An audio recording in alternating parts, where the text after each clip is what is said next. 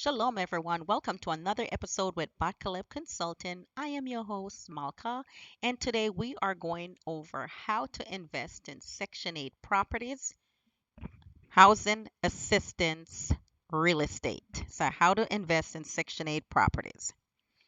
Of course, Yahweh is first, so let's go ahead and go with the scripture for today. Isaiah 58, verse 7 states, "It is not to deal thy bread to the hungry, and that thou bring the poor that are cast out of thy house." Yeah, you have to read it and let it marinate. This scripture reflects a principle that aligns with providing housing to those in need. Section 8 housing can allow investors to serve communities while also building steady income. What Section 8 housing is? Section 8 is a government housing assistance program. It's designed to help low income families afford rent. The program is administered through local public housing authorities. Here is how it works. A tenant qualifies for housing assistance. The government pays a portion of the rent.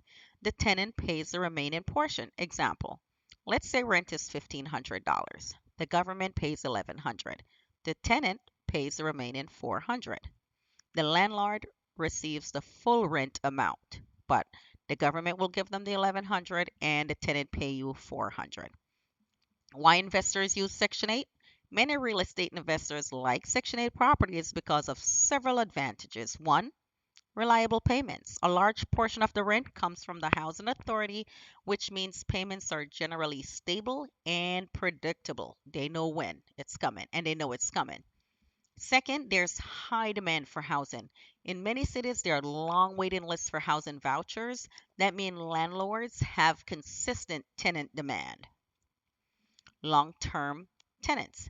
Some tenants remain in properties for many years, which reduce vacancy. So when you're in Section 8 housing, you own that, you don't have to worry about your property being vacant for long. Community impact. Investors can help provide safe and stable housing for families who need assistance.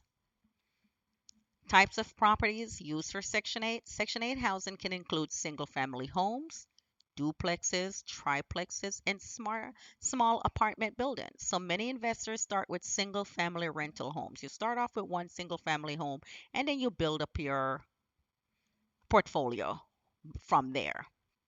Part 4, how to start investing in Section 8. I know that's why you're watching the video, so here you go. You buy a rental property. That's step 1. Choose properties in areas where Section 8 demand is strong, so you have to do some research. Property values are reasonable. Rent levels support positive cash flow. Step 2, register with the local housing authority. A lot of people charge you for this information. We are giving it to you free of charge in this video. Once you own the property, you register as a Section 8 landlord with the local public housing authority. Step 3, property inspection. The property must pass a housing quality standards inspection. Inspectors ensure the property is safe, clean, and functional. This protects tenants and communities. Step 4, set the rent amount. The housing authority determines a fair market rent range. Your rent must fall within that range. So the housing authority give a range and your rent have to fall within that range. Step 5, lease to a voucher holder. Once approved, you rent the property to a tenant with a Section 8 voucher. Payments are then divided between the tenant and the housing authority.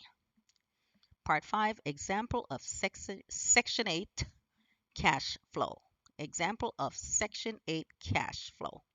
Example investment. Let's say you purchase the property for $180,000. Your rent is $1,600 per month that you're asking. Mortgage is $900, taxes and insurance $300, maintenance $200, so your total expense is $1,400. You get a monthly cash flow back of $200. It's not a lot, but it's compound. You just let it grow. That's 200 that can go towards paying a bill. Multiply this across several properties and it can become significant retirement income. So now imagine having 5 of those. 5 times 2 is what? 10. So now you're looking at $1,000 per month, and so on.